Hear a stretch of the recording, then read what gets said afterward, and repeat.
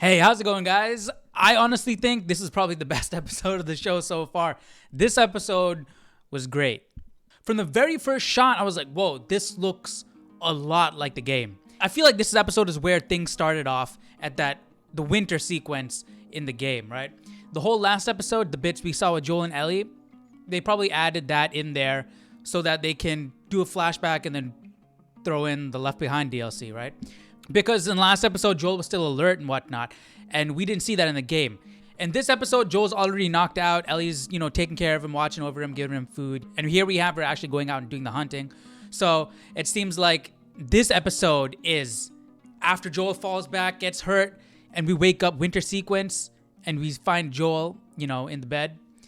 This episode is where that starts off. The only difference is we already know that Joel is somewhat alert. So the showrunners, they decided not to go ahead and make us feel like, whoa, did Joel die? Because I'm sure everybody knows that Joel was in The Last of Us 2, and the game's been out for so long, so they probably didn't want to keep Joel's death like a big cliffhanger. So instead, they just played along with, okay, these guys probably know that Joel isn't dead, so let's take a different approach. And we had some cute moments with Ellie and Joel. Ellie was taking care of Joel, giving him food, giving him antibiotics, and there was a scene where she lays down with him.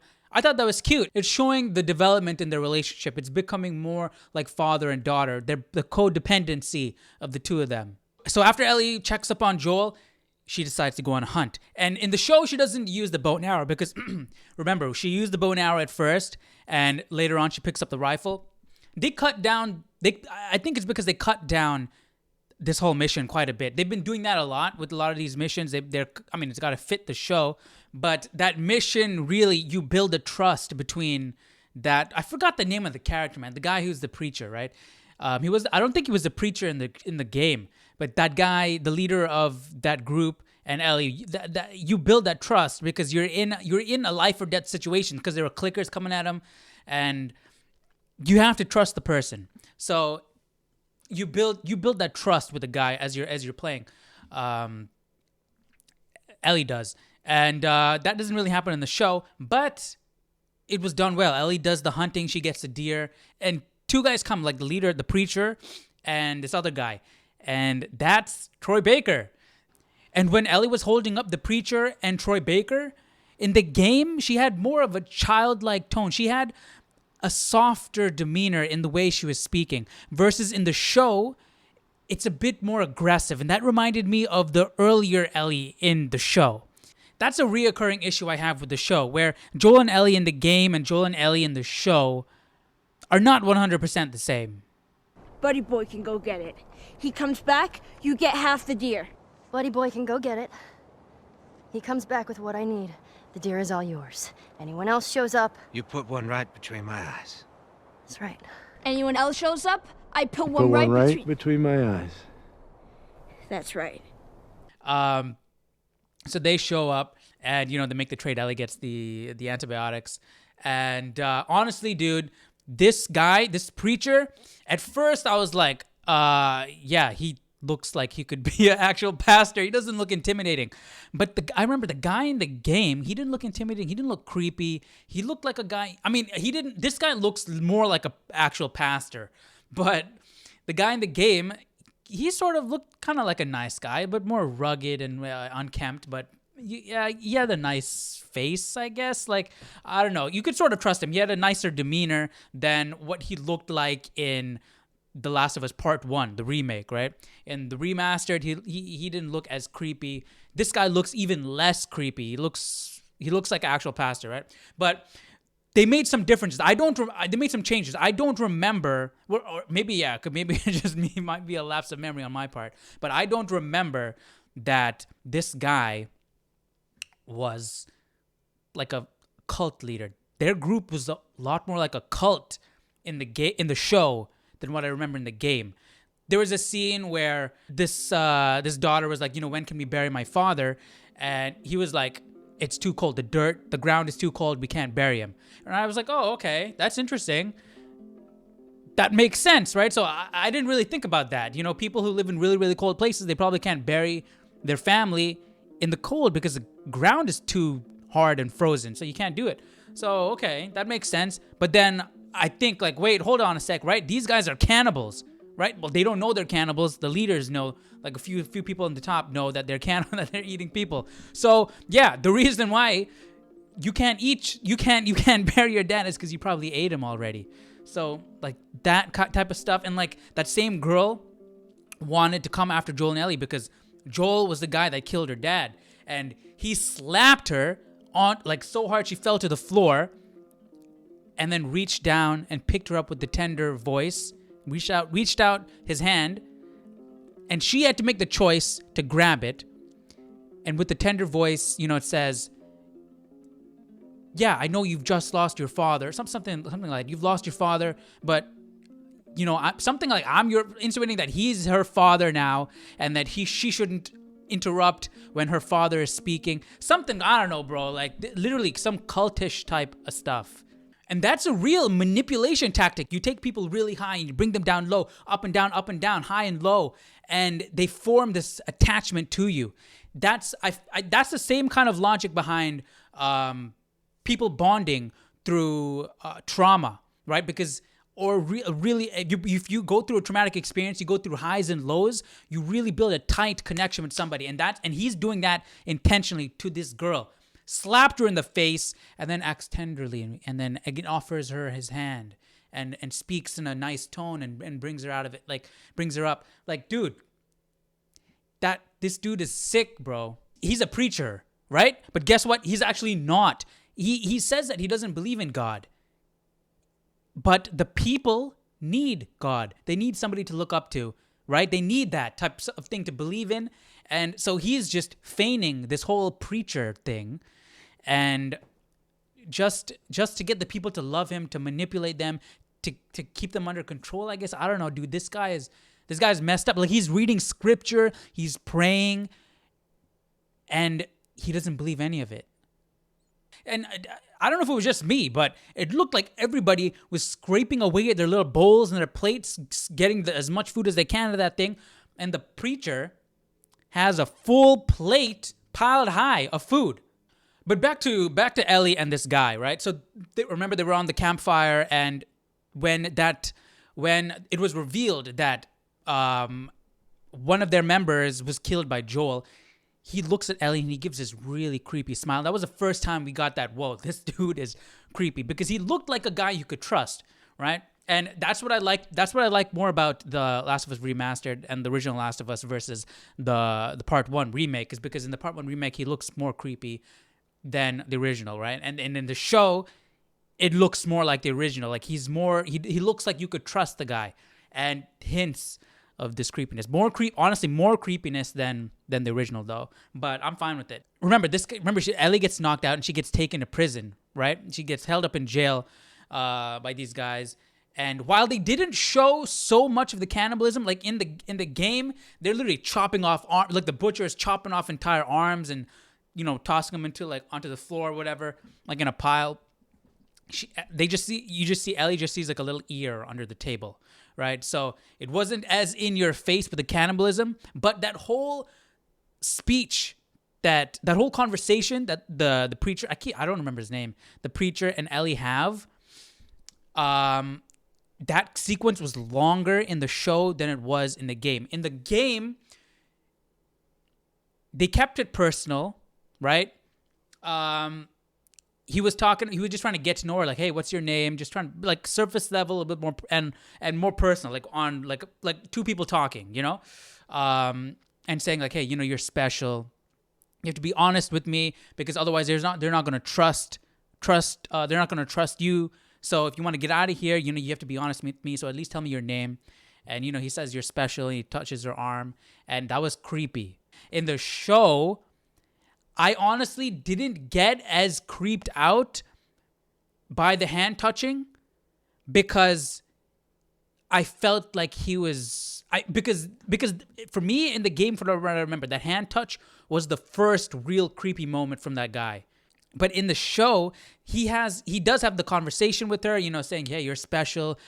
But it's way more in depth in the show than it is in the game. He talks about how he looks to the cordyceps and how it inspires him in the sense that cordyceps use violence to protect and spread and keep itself alive, right? And he feels the same way. He always has a mind for violence, just like cordyceps does. Things like that. And, trying to persuade. The thing what I didn't like I liked it, but it didn't work as well. Like, I liked it for the creep factor, for the whole cultish vibes. Like, this guy is really a real sicko. He's weird in the head. But I feel like it didn't work well because you're talking to a child, right? He was trying to persuade her with power. Hey, you can come join me. I see what I see in myself. I see in you. You can be a partner. You can come join my side, right? And we can rule the galaxy together as father and son.